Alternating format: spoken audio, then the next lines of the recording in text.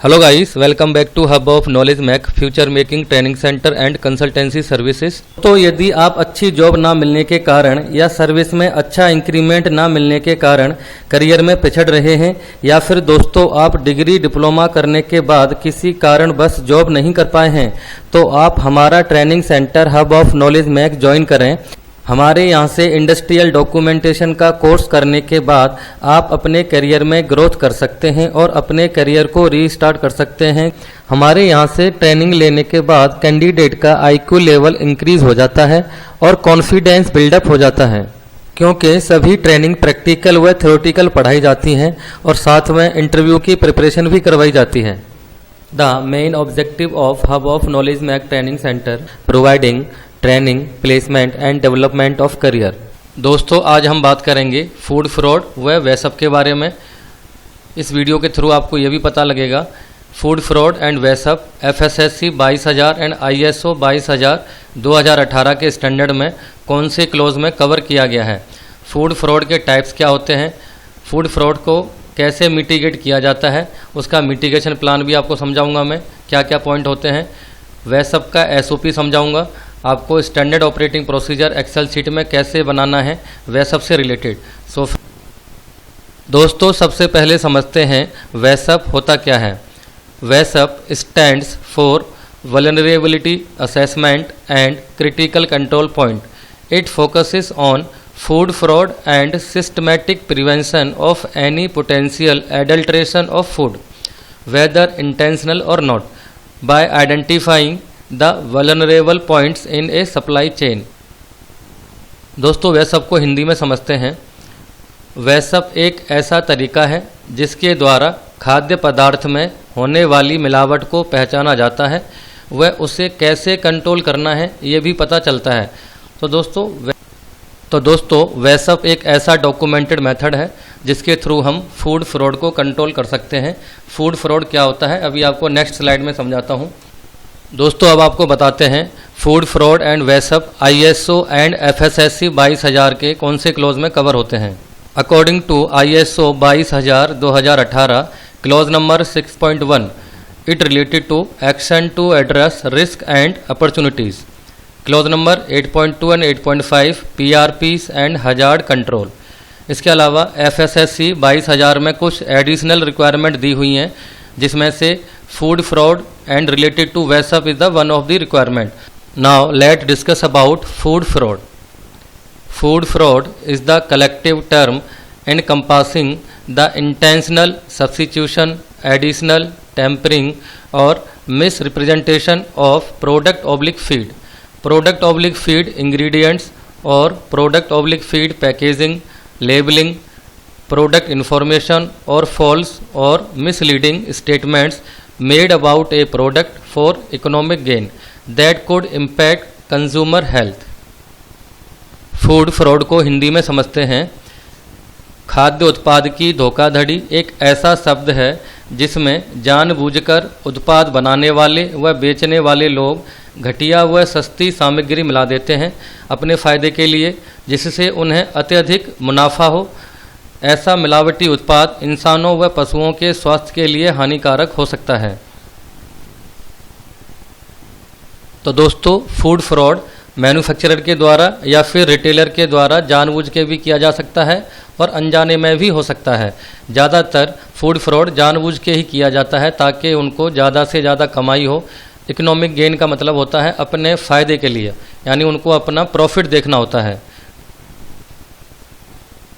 तो दोस्तों, food fraud कितने टाइप का होता है चलिए समझते हैं। पहला है dilution, the process of mixing a liquid ingredients with high value with a liquid of lower value for getting more economic gain. दोस्तों, डाइल्यूशन लिक्विड फूड में किया जाता है। जो लिक्विड फूड महंगा होता है उसमें सस्ता लिक्विड फूड मिला दिया जाता है ज़्यादा से ज़्यादा पैसा कमाने के लिए। Next one, substitution, the process of replacing an ingredient or part of the product of high value with another ingredient or part of the product of lower value। जो अब फूड प्रोडक्ट है उसका कुछ इंग्रेडिएंट अगर महंगा है तो manufacturer उससे सिमिलर इंग्रेडिएंट जो कि उसकी वैल्यू कम है यानी वो सस्ता है, ऐसा इंग्रेडिएंट उसमें वो मिला देते हैं, जिससे क्या होता है कि प्रोडक्ट की क्वालिटी टेस्ट तो सेम रहता है मगर उसकी जो बेनिफिट्स हैं वो हमारे कंज्यूमर को उतने नहीं मिल पाते हैं, वो हो सकता है कि हेल्थ के लिए हार्मफुल हो सकते हैं। नेक्स्ट है concealment, the process of hiding the low quality of A food ingredient और प्रोडक्ट। दोस्तों आपने देखा होगा जो फूड प्रोडक्ट होते हैं पैकेजिंग वाले, उनमें जो इंग्रेडिएंट होते हैं उनको छुपा दिया जाता है, उनके बदले में उनकी पैकेजिंग पे वो अच्छे इंग्रेडिएंट का नाम वहाँ पे लिख दिया जाता है ताकि कंज्यूमर को जो है मिसकंसेप्शन रहे और उससे अच्छा क्वालिटी प्रोडक्ट समझ के उसे परचेज कर ले।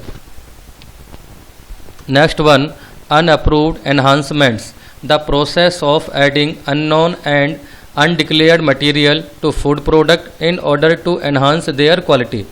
दोस्तों कुछ मैन्युफैक्चरर प्रोडक्ट में उसका टेस्ट बढ़ाने के लिए कुछ अनडिक्लेयर इंग्रेडिएंट जो कि अनअप्रूव्ड होते हैं उनको उसमें ऐड कर देते हैं। ऐसे इन इंग्रेडिएंट टेस्ट हो सकता है टेस्टी हो, फूड को टेस्टी बना देते हैं मगर कंज्यूमर्स की हेल्थ पे इसका एडवर्स इम्पैक्ट पड़ सकता है।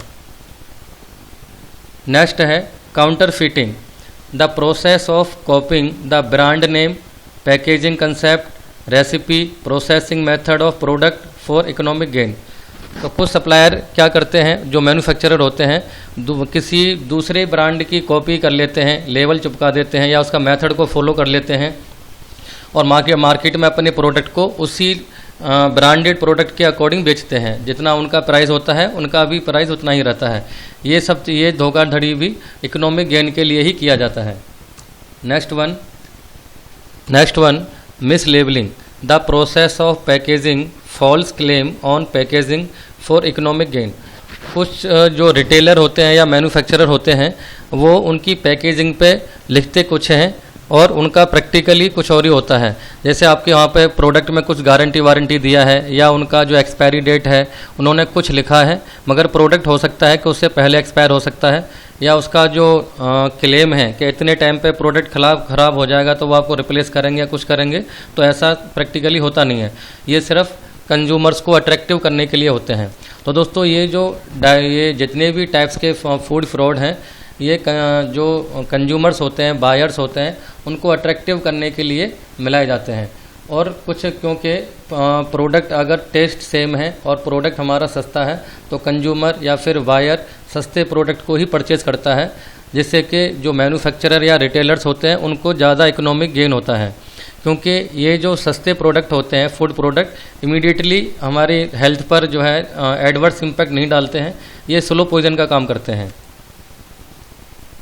तो दोस्तों यहाँ क्या लिखा हुआ है, these all food fraud categories perceived by an organization, a vulnerability assessment must be done along with risk assessment and mitigation control plan।